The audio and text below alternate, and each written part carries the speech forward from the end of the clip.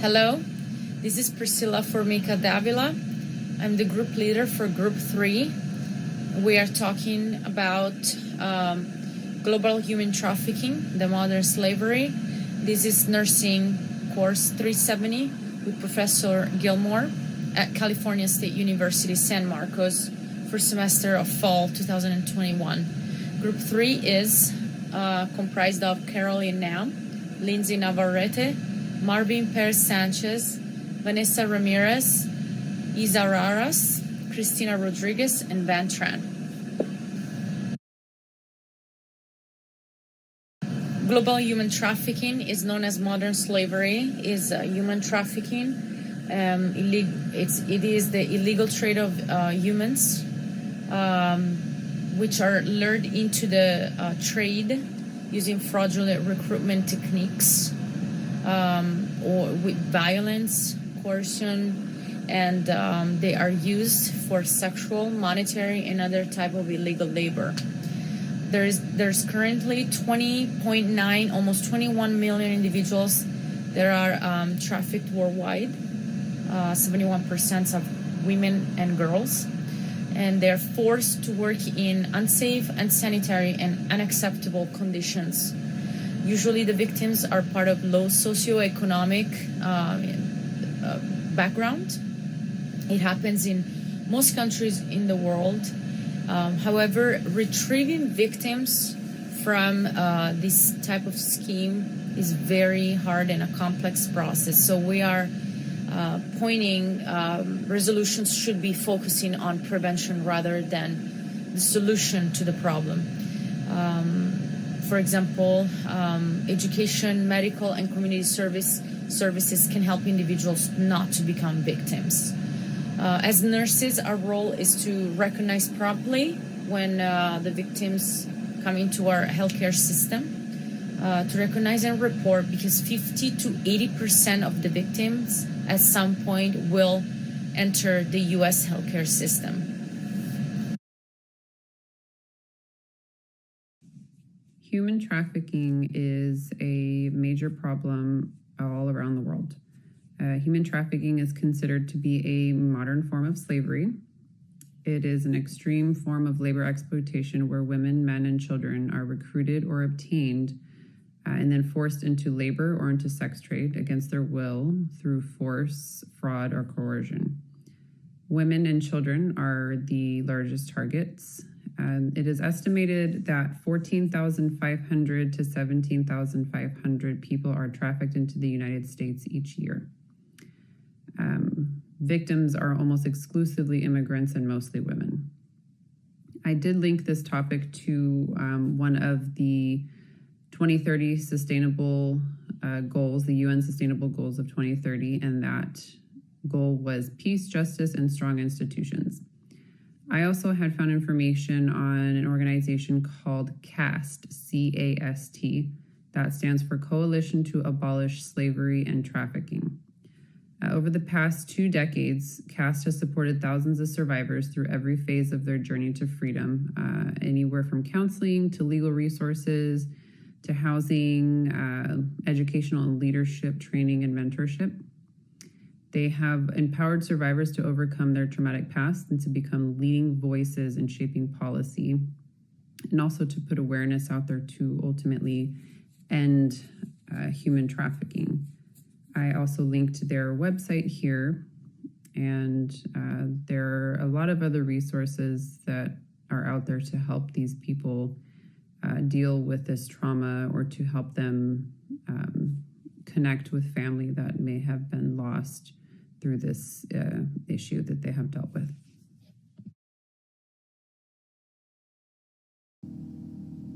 Hello, my name is Caroline Nam, and I will be talking about learning needs assessment in professionals and health professionals. It's important that we assess the learning needs of healthcare providers because they're one of the few professionals likely to interact with victims while they're in control of the criminals. The time healthcare providers are in contact with victims is crucial because we have to use this opportunity to identify and intervene. And in order to do this, healthcare professionals have to be trained And before the training can begin, it's important that we start with the assessment. We would do this by assessing their current experience, their knowledge and views. We would conduct a survey to assess prior training that they may have had, contact with victims they had in the past, their perceived and actual knowledge, how confident they feel in responding to human trafficking, and lastly, how interested they are in future training. The survey would be self-administered prior to the training, and it's also important that we make adjustments to the assessment depending on the current situation of the victim. So for example, the stage at which the trafficking is occurring will affect the learning assessment of the health professional. There are different stages of trafficking. There's pre-departure, in transit, and the final destination. And it really depends on the location or city where both the victim and health professionals are in.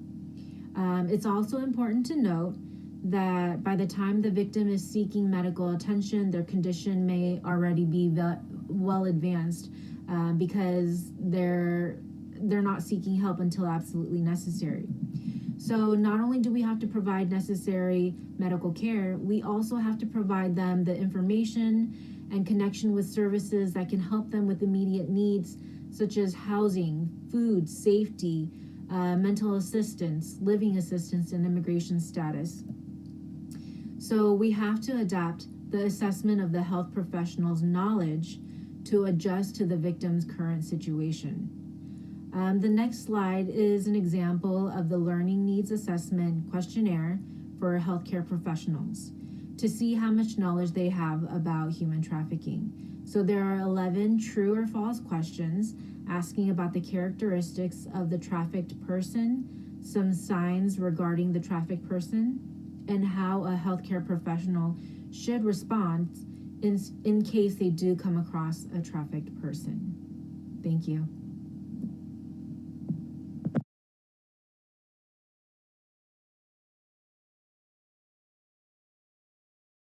Hello, my name is Vanessa, and I will be talking about the health promotion model. This model focuses on how individuals interact with their internal and external environments while they pursue a change in health or a change in behavior. It is a model that helps healthcare providers predict how likely a person will make the changes to reach the outcome or that change in behavior. In case of human trafficking, many victims have voiced that they want to improve their overall well-being because many suffer from poor physical and mental health. Therefore, their outcome can be living an optimal life where they can have a productive life and also make positive changes in their physical and mental health. There are 3 key aspects of the plan. This includes the individual experiences, the behavior-specific knowledge, and the outcomes. The individual experiences include the biological factors. For example, a lot of the victims are women and children. However, men are also part of the population. The psychological factors, many have suffered from physical or sexual abuse. Social cultural factors, a lot of them live in poverty or come from marginalized populations, which makes them vulnerable to the human traffickers. The behavior-specific knowledge helps predict whether the individual will be successful in making that positive outcome or that change in behavior. For example, the perceived benefits, the victims will see that they will no longer be part of the unwanted forced labor or the unwanted sexual intercourse. So this is something that can motivate them to make that change in their life. However, there's also perceived barriers. A lot of them have voiced that they don't have the resources or the knowledge or the education to make those changes in their lives. Lastly, another important one is the self-efficacy. So a lot of the victims have low self-esteem and a lot of them don't have control of their lives. For example, they don't have access to their own money, to their own personal belongings, or if they are in a foreign country, some have said that they don't even have their passport. So they are in a very vulnerable position, which makes it even more difficult for them to make any type of positive changes in their lives. Now we will look at the 5 components of the model that also help predict the change in their behavior.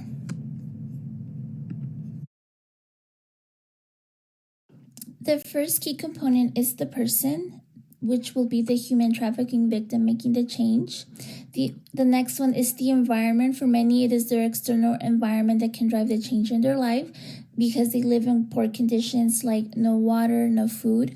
The next part is nursing. As healthcare providers, we need to make sure that we recognize the symptoms of human trafficking and that we ensure that right away they get the appropriate medical health and that we make sure that they have a shelter, a safe place to go, and that we connect them or that we collaborate with social workers to make sure that they have follow-up appointments so that they can continue addressing their mental health being and any problems that they have with their physical health. The illness part focuses on their mental and physical health. A lot of them have voiced PTSD, paranoia, suicidal ideation, depression, chronic pain, STIs, and overall, this can impact their health, and we want them to reach that optimal health. We want them to make that change in behavior so that they can have a optimal health or optimal life.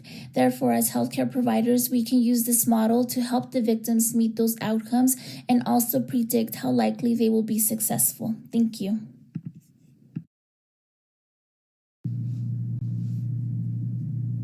Hello, my name is Cristina Rodriguez, and I will be discussing the Health Promotion Plan. Goal. As public health providers, we need to prevent, recognize, and respond to victims of human trafficking. Objectives. According to the World Health Organization, women, men, and children experience psychological, physical, and/or sexual abuse.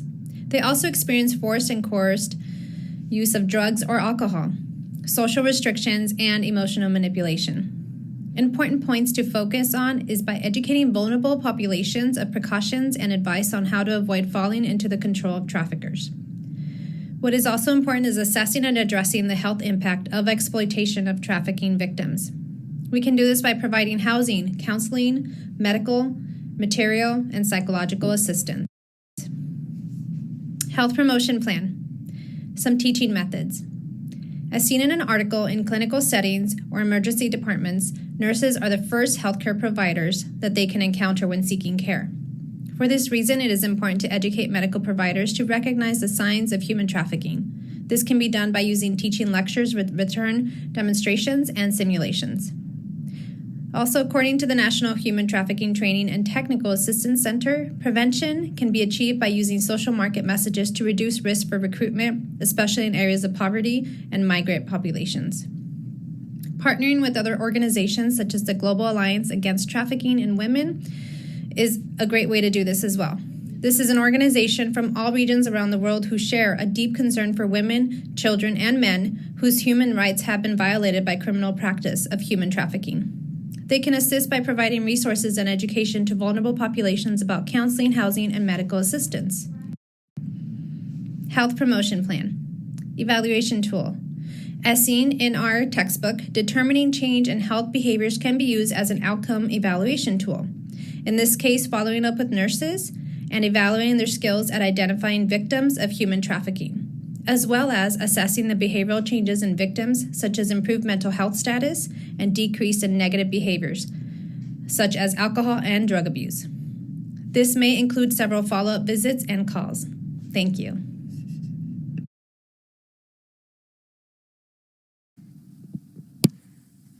There are many cultural and social determinants that influence human trafficking. As mentioned in the previous slide, the majority of human trafficking victims are immigrants and women. According to data from the U.S. Department of State, children are also at high risk for human trafficking, with an estimate 50,000 to 100,000 women and children trafficked in the United States every year. Human trafficking occurs around the entire world. In the article by Perry and Mark Edwin published in 2013, Southeast Asia remained the international hub for human trafficking, with human trafficking activity in the region accounting for 1/3 of the world global human trade. According to the Human Rights Watch, in many cases, A woman is informed about a high paying job opportunity in another country. Other cases may include the family selling their children for cash because of the lack of job opportunity in their home country. The woman agrees to move to a new country.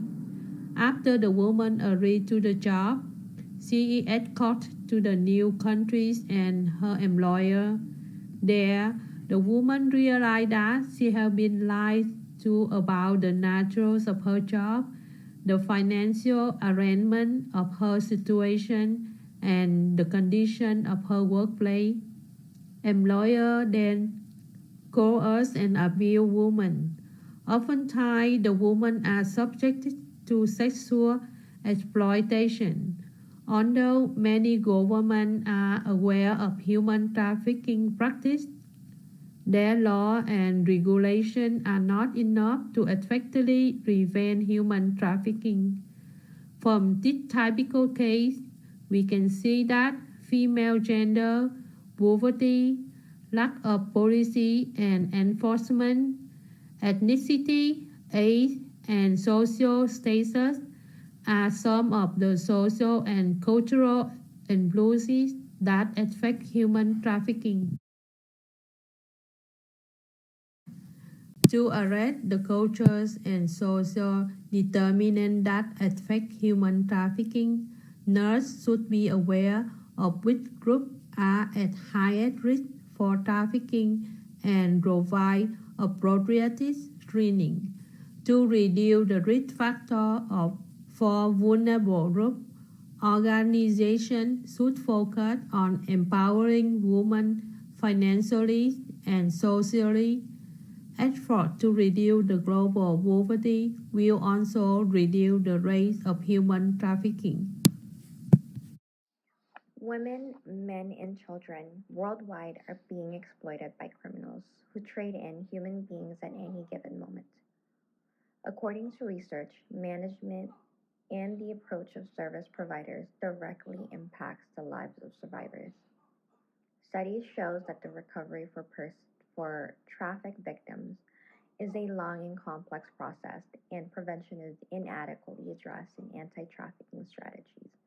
This is possibly because of uncertainties about the effectiveness of different preventative techniques that was done in the past.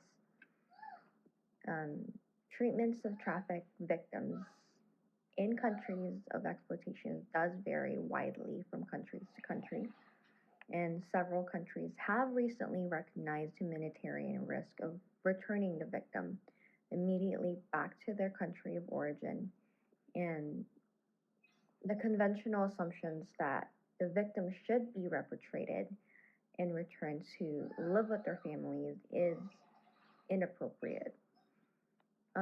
This is because it results in victims quickly being returned to a situation where they can further suffer harm. In some cases, have adopted measures for temporary or permanent residence for victims of trafficking. Recovery and reintegration of trafficked victims is a long-term and complicated process with no guarantee of recovery. Recovery and reintegration of a trafficked victim is a long-term and complicated process with no guarantee of recovery.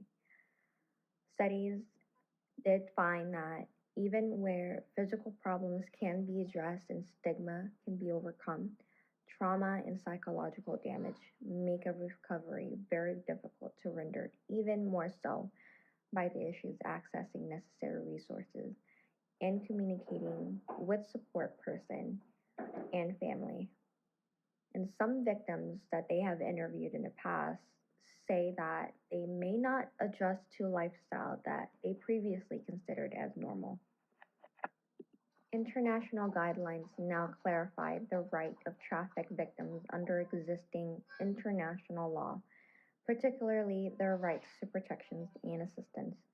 Government agencies and non-governmental organizations have issued a range of good practice guidelines concerning assistance and care so that the identified traffic victims can be transferred to a safe place to receive various services. And these services include physical and psychological care, legal aid, shelters, and protections. They also made significant efforts to develop standards for the special care of children. In addition, there are many other existing evidence based intervention strategies and tools services providers may choose to utilize. These include program development and intervention strategies, prevention education curriculum, and screening tools. These are shown effective in helping them gain tools to do more on their own to meet their goals.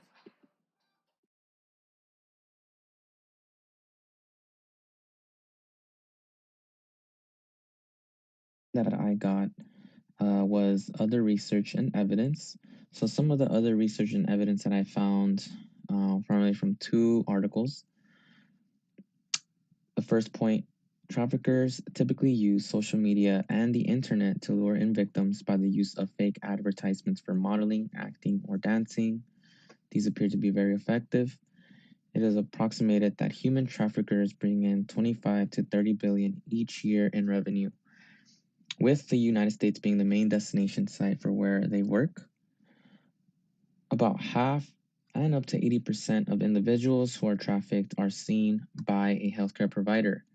Sadly, though, for those who did meet a healthcare provider while being trafficked, only 97% of them stated that they received no information or resources on human trafficking. So only about 3% of them actually received information.